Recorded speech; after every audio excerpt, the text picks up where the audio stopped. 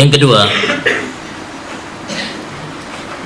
di tengah-tengah fitnah, maka panduan yang kedua yang hendaknya kita miliki adalah ilmu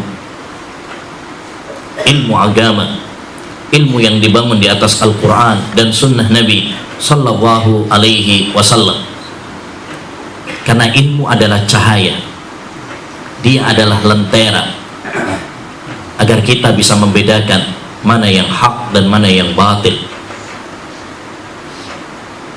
Seorang sahabat pernah mengatakan, inna fi qalbil mu'mini siraja, sesungguhnya di hati seorang mukmin ada lentera, ya, ada iman, ada ilmu, sehingga dia bisa membedakan, ya. Dan ini sangat penting ayyuhal ikhwah, di tengah-tengah fitnah hendaknya kita memiliki ilmu agar kita bisa mengetahui sikap yang benar, agar kita bisa membedakan mana yang benar dan mana yang salah.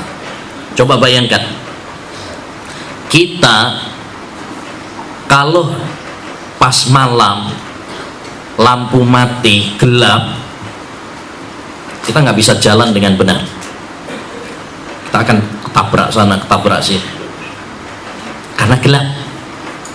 Makanya orang kalau pas malam lampu mati, gelap-gelap, ya, yang paling dicari adalah cahaya, senter, lilin, ya, HP kan ada senternya juga, ya, dan sebagainya.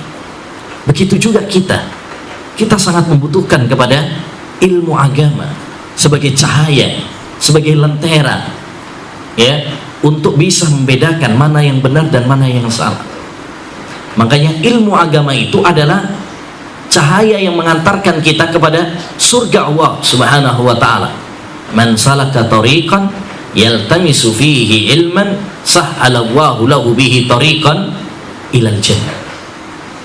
Barang siapa yang menempuh perjalanan dalam rangka menuntut ilmu agama, maka Allah Subhanahu wa ta'ala akan memudahkan langkahnya menuju surga, menuju surga.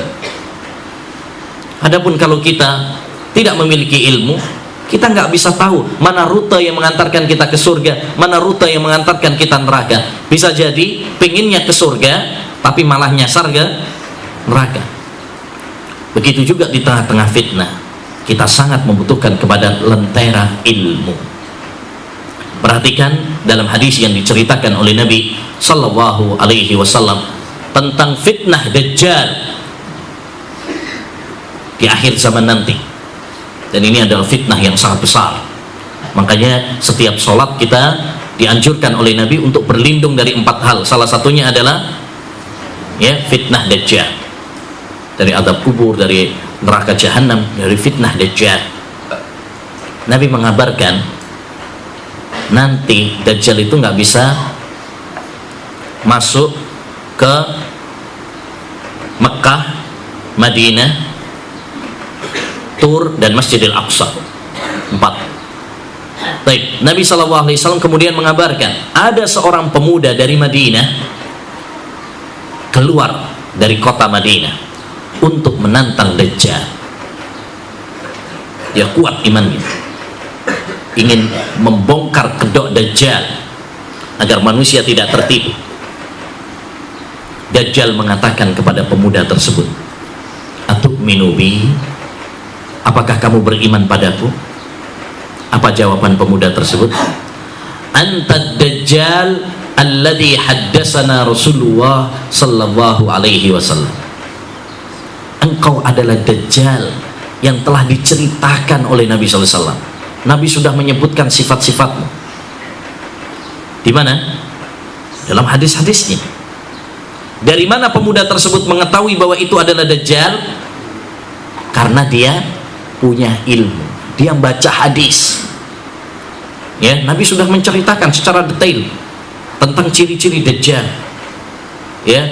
Dia pendek, keriting, ya, kemudian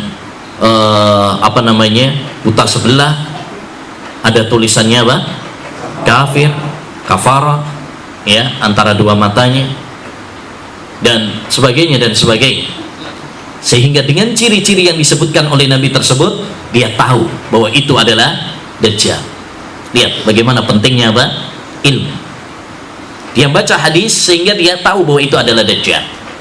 Lalu kemudian Dajjal membelahnya menjadi dua. Kemudian dihidupkan lagi. Karena salah satu kedikdayaan Dajjal, dia memiliki keluar biasaan, bisa menghidupkan yang sudah mati untuk sebagai ujian akidah, keimanan. Kemudian ditanya lagi oleh Dajjal, apakah kamu beriman padaku? Ya. Apa dia jawaban pemuda tersebut? Mazdadtu illa basirah. Saya semakin yakin, saya semakin tahu bahwa engkau adalah Dajjal yang diberitakan oleh Nabi sallallahu alaihi wasallam. Masya Allah. Lihat bagaimana akidah, lihat bagaimana iman yang didasari dengan ilmu. Dia bukan karena sering buka internet, sering lihat TV, ya, sering Facebookan, WA-an, enggak, karena dia baca hadis. Disinilah pentingnya pada kita semuanya untuk belajar ilmu agama, mempelajari Al-Quran, mempelajari hadis Nabi SAW sebagai lentera cahaya bagi kita semuanya, untuk ya menghadapi fitnah-fitnah. Orang sekarang fitnah syubhat sangat ganas kan, dan orang karena kebodohannya gampang diguncang akidah, ya kan? Dulu ada ramalan kiamat 2012.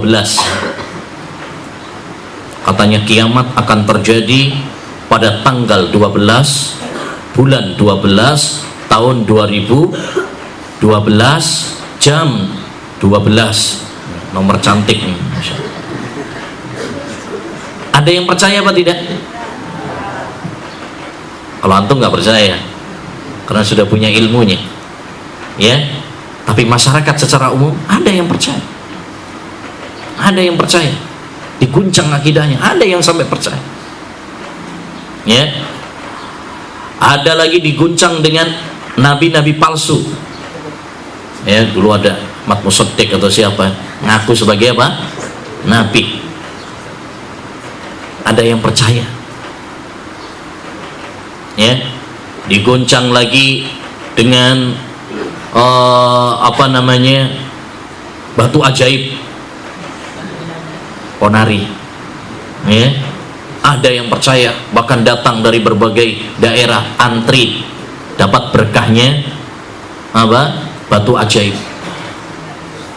Baru-baru ini digoncang lagi, ya, dengan yang bisa menggandakan uang, ya kan? Siapa itu, lupa namanya.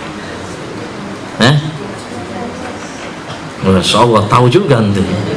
Kirain kalau di pondok nggak tahu. Masya Allah, Kanjeng Dimas, ya. Ada yang percaya, ada orang yang percaya, bahkan profesor ada yang percaya, ya kan? Nah, ini karena mereka tidak memiliki ilmu. Coba kalau kita memiliki ilmu, kita nggak akan mudah untuk diguncang akidah kita. Kita nggak akan percaya ramalan 2012 karena kita sadar, kita yakin dengan seyakin-yakinnya bahwasanya kiamat itu adalah rahasia Allah. Nggak ada yang tahu. Jangankan kita, Nabi Muhammad saja nggak tahu, malaikat Jibril saja nggak tahu, ya.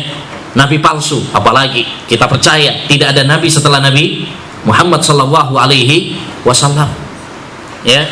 Batu ajaib nggak ada. Hajar Aswad aja tidak memberikan manfaat atau menolak madarat, padahal Hajar Aswad itu turun dari surga. Andaikan ada batu ajaib, tentu batu ajaib tersebut adalah Hajar Aswad, ya. Nah, demikian pentingnya bagi kita memiliki ilmu.